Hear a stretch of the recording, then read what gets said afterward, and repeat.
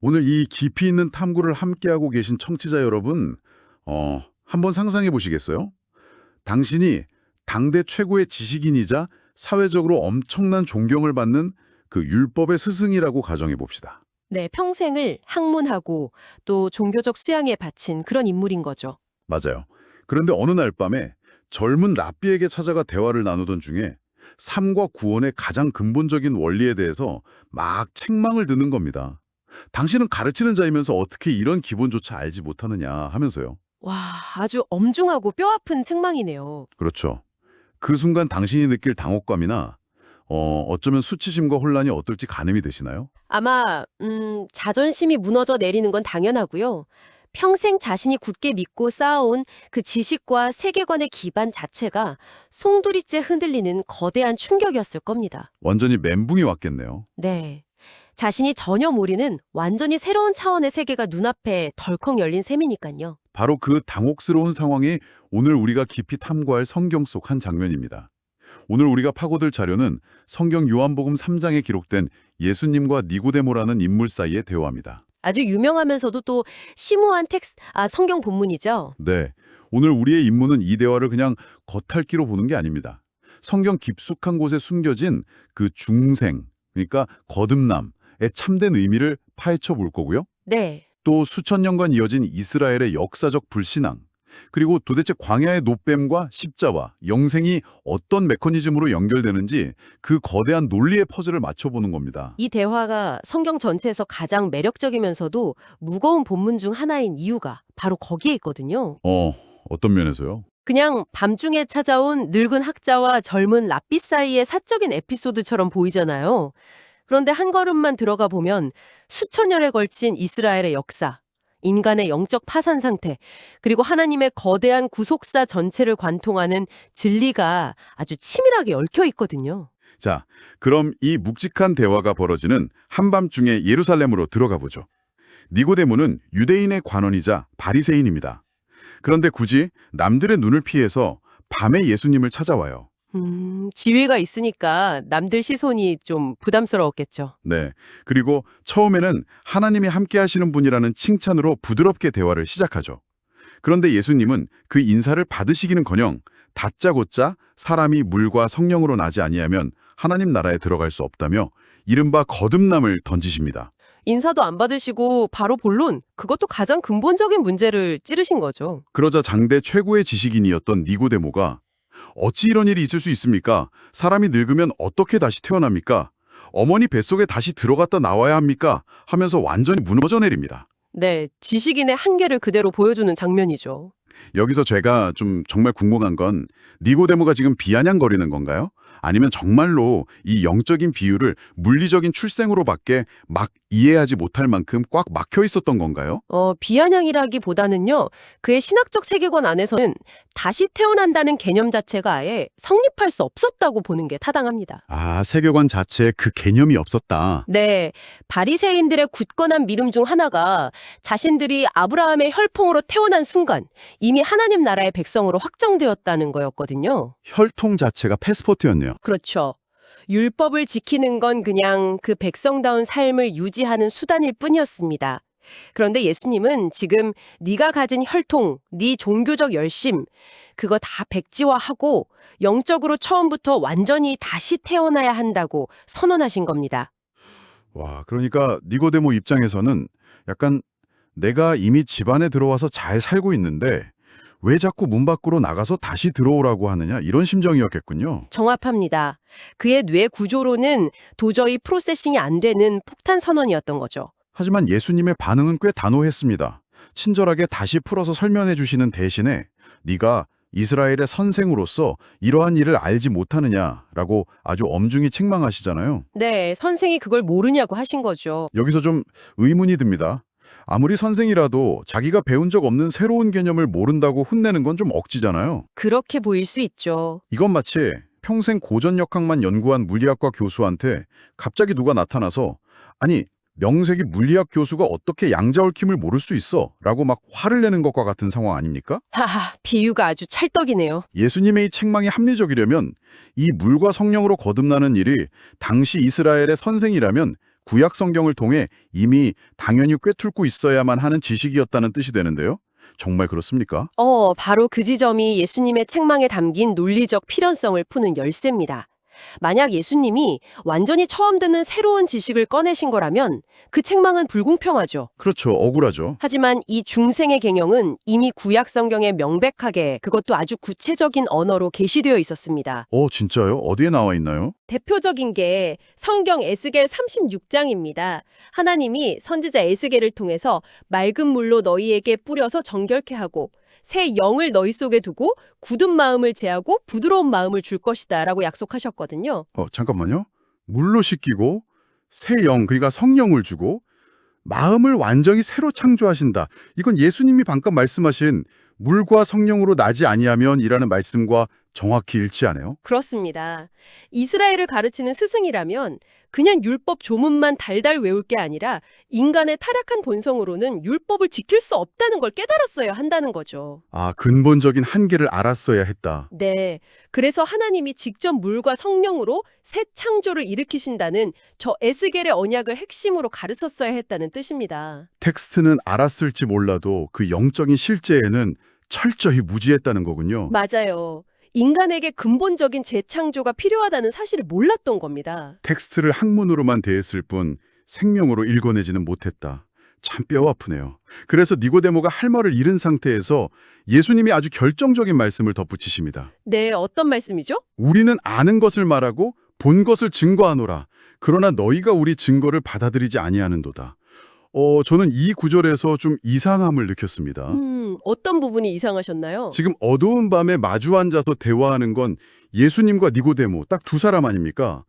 예수님이 말씀하고 계시니 당연히 내가 아는 것을 말한다 라고 하셔야 자연스러운데요. 대명사가 갑자기 바뀌죠. 네, 왜 갑자기 복수형인 우리가 아는 것을 말한다 라고 하시고 또 니고데모 한 명을 향해서 너희가 받지 않는다 라고 하셨을까요? 예수님은 하나님이신데 굳이 누구랑 자신을 우리로 묶으신 걸까요? 아주 날카로운 통찰입니다.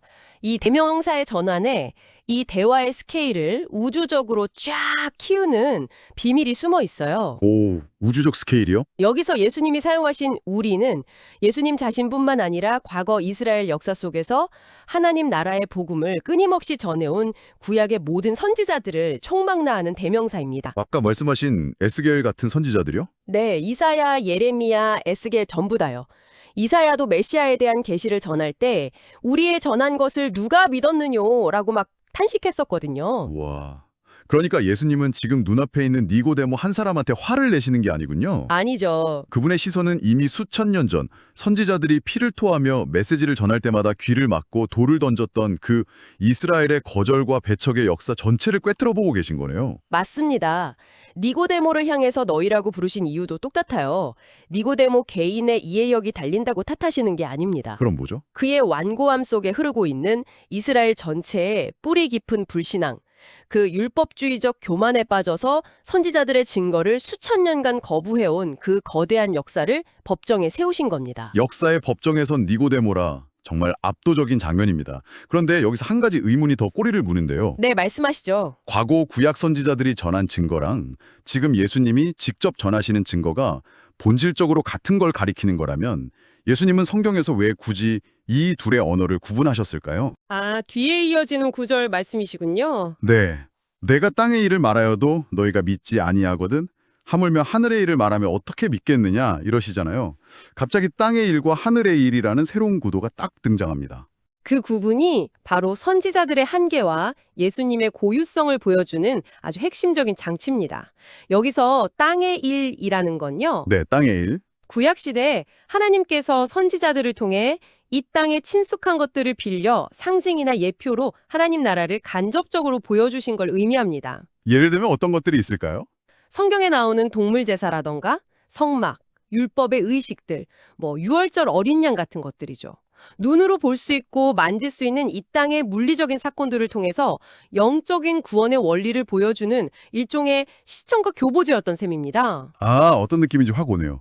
마치 우리가 아주 복잡한 양자역학 원리를 초등학생한테 설명할 때 당장 이해를 못하니까 막 레고 블록이나 차례 모형 같은 걸로 비유를 들어서 설명해 주는 거랑 비슷하네요. 아주 정확한 비유입니다. 그런데 그렇게 모형으로 친절하게 설명해 주었는데도 안 믿었다는 거죠. 그러면 그 하늘의 일은 뭡니까? 하늘의 일은 모형이나 그림자가 아닙니다. 하늘에서 내려온 자, 곧 성육신하신 예수님께서 십자가를 통해 이루시는 신령하고도 직접적인 구원의 실제, 그 자체인 거죠. 진짜 본체가 등장한 거군요. 네, 동물제사 같은 땅의 일은 사람의 죄를 영원히 없애지 못하고 그냥 덮어두는 기능만 했거든요. 하지만 하늘의 일은 인간의 그 영적 죽음의 상태를 완전히 뒤집어서 생명으로 옮겨놓는 사건입니다. 아, 오직 하늘에서 오신 예수님만이 이 하늘의 차원을 직접 실현하고 말씀하실 수 있죠.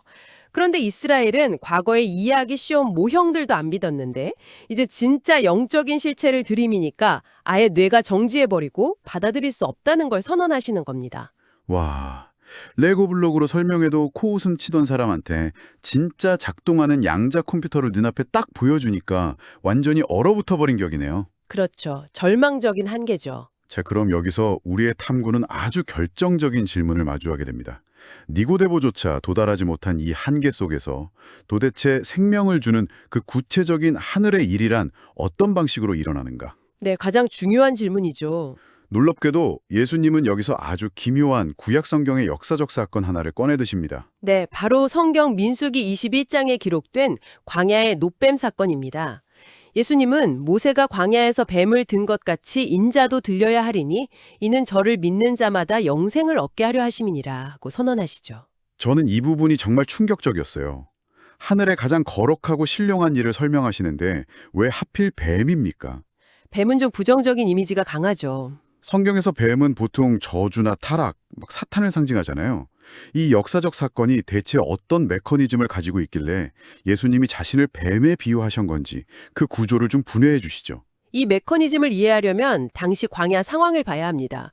이스라엘 백성들이 척박한 환경에 지쳐서 하나님을 향해 막 치명적인 원망을 쏟아냅니다. 불평불만이 폭발한 거군요. 네, 그러자 불뱀들이 나타나서 백성들을 물어 죽이기 시작하죠. 온몸에 뱀의 독이 퍼져 죽어가는 절망적인 상황이었습니다. 끔찍하네요. 백성들이 살려달라고 애원하는데 하나님께서 해독제를 주신 게 아닙니다. 아주 기이한 처방을 내리시죠. 불뱀 모양을 놋으로 만들어서 장대 위에 놓기 매달아라. 그걸 쳐다보는 자는 살 것이다. 상식적으로는 이해가 안 가잖아요. 독을 빼내는 약을 주셔야지. 자신들을 막 물어 죽이고 있는 그 끔찍한 뱀의 형상을 쳐다보라니요. 심리적으로도 엄청난 공포였을 것 같은데요. 정확히 보셨습니다. 그런데 바로 거기에 아주 깊은 대속, 그러니까 대신 속죄함의 원리가 작동하고 있습니다. 대속의 원리요? 네, 놋뱀은 사람들을 죽이던 뱀의 형상은 띠고 있지만 그 안에는 죽이는 독이 없잖아요. 예수님은 바로 이 원리를 자신에게 적용하신 겁니다. 아, 뱀의 모양은 하되 독은 없다. 맞아요. 십자가에 매달리신 예수님은 죄로 인해 타락해서 영원한 죽음의 독이 퍼진 인간의 형상, 즉 육신을 그대로 입으셨지만 그분 안에는 본질적인 죄의 독이 없으셨습니다. 세상에, 죄 있는 인간의 모양을 하셨으나 죄인은 없으시다. 그래서 뱀의 모양을 했으나 독은 없는 그 놋뱀이 완벽한 비유가 되는 거군요. 그렇습니다. 하나님은 그 죽음의 원인인 뱀의 형상을 심판의 장대에 높이 매달아 버림으로써 생명을 주셨습니다. 네. 마찬가지로 인간을 죽음으로 몰고 가는 건 마귀와 죄의 독이잖아요. 예수님께서 인류의 그 모든 죄의 독을 한 몸에 다 빨아들이시고 십자가라는 장대에 높이 매달려 죽으심으로써 죄와 사망의 권세 자체를 완전히 심판해 버리신 겁니다. 무력하게 만드신 거네요. 네, 이것이 바로 인간의 지혜로는 절대 고안해낼 수 없는 예수님만이 하실 수 있는 참된 하늘의 일입니다. 십자가가 우리의 죄를 흡수해버렸다. 진짜 전륜이 돋는 논리입니다. 사람을 죽이던 치명적인 뱀이 장대에 매달려서 치유의 수단이 되었듯이 역사상 가장 잔혹한 저주의 도구였던 십자가가 영원한 생명을 주는 가장 거룩한 구원의 통로가 된 거군요. 네, 철저한 역설이죠. 그렇다면 이 광야의 놋뱀 사건에서 백성들이 살아난 결정적인 행위는 무엇이었습니까? 그들은 해독제를 만들어 마신 게 아니라 그저 고개를 들어 쳐다보았단 말이죠. 그것이 바로 성경이 말하는 믿음의 본질입니다. 뱀의 독이 온몸에 퍼져 죽어갈 때 인간 스스로 할 수 있는 일은 아무것도 없거든요. 피를 뽑아낼 수도 없고요. 명상을 한다고 독이 사라지지도 않죠. 즉, 자기 자신을 향해 있던 시선, 내 손으로 무언가를 해보려는 율법적인 행위를 완전히 멈춰야 한다는 뜻입니다. 행위를 멈춰라. 그리고 오직 하나님이 제시하신 유일한 구원의 길, 장대 위에 달린 놋뱀을 바라보아야만 했습니다. 내 행위가 아니라 대속물을 의지하는 것, 이것이 믿음입니다. 예수님이 니고데모에게 하고 싶으셨던 말씀이 바로 그거군요. 네, 네가 평생 쥐고 있던 율법주의적 자기의, 그 혈통의 자랑을 다 내려놓고 오직 십자가에 달릴 나를 믿음으로 바라보아야만 성령으로 거듭나는 역사가 일어난다고 선언하신 겁니다. 십자가와 믿음이 없이는 성령의 거듭남이 없고 거듭남이 없이는 영생이 없다. 이 모든 퍼즐이 하나의 거대한 체인처럼 완벽하게 쫙 연결되네요. 정말 놀라운 말씀이죠. 자, 이제 오늘 우리의 깊이 있는 탐구를 통해 발견한 이 방대한 지도를 다시 한번 짚어보겠습니다. 오늘 탐구는 예루살렘의 깊은 밤, 당대 최고의 스승 니고데모가 자기 지성으로는 도저히 넘을 수 없는 거듭남이라는 벽 앞에서 느꼈던 당혹감에서 출발했습니다. 네, 그랬죠. 우리는 그 당혹감의 뿌리를 파고들어서 그것이 개인의 무지가 아니라 수천 년간 선지자들을 배척했던 이스라엘 역사의 완고함이라는 사실을 마주했습니다. 맞습니다. 그리고 인간의 이성이나 열심이라는 땅의 방식으로는 이 영적 죽음을 결코 해결할 수 없다는 것도 명확히 확연했죠. 한계가 명확했죠. 그래서 하늘에서 오신 예수님께서 직접 십자가라는 하늘의 일을 성취하셔야만 했습니다. 오직 십자가에 달리신 예수님을 믿음으로 바라볼 때 비로소 거듭나는 중생, 영생이 주어지는 겁니다. 성경은 이 구속사의 논리가 단 하나의 오차도 없이 맞물려 돌아가고 있음을 웅장하게 보여줍니다. 오늘 이 성경 탐구를 함께 하시면서 청취자 여러분의 마음에는 어떤 파장이 일어났는지 정말 궁금합니다. 오늘 이 시간을 마무리하면서 여러분이 일상 속에서 조용히 곱씹어 볼 수 있는 질문 하나를 던지고 싶습니다. 네, 과거 광야의 이스라엘 백성들은 온몸에 독이 퍼지는 고통 속에서도 살기 위해서 필사적으로 고집을 꺾고 장대 위의 놋뱀을 쳐다보아야만 했습니다. 그렇다면 지금 우리는 어떨까요? 끊임없는 자기증명의 압박, 현대사회의 허무주의, 내가 나를 구원할 수 있다는 오만함이라는 이 치명적인 독에 물려 살아가는 우리가 나 자신을 향해 있던 시선을 거두고 오직 나를 대신해 십자가에 달리신 그리스도, 그 참된 하늘의 일을 우러러보는 그 결단적인 시선의 전환을 오늘 당신의 일상 한가운데서 어떻게 실천해낼 수 있을까요? 이 묵직한 질문의 답을 여러분의 삶 속에서 찾아보시길 바라며 오늘의 기쁜 탐구를 마칩니다. 함께해 주셔서 감사합니다.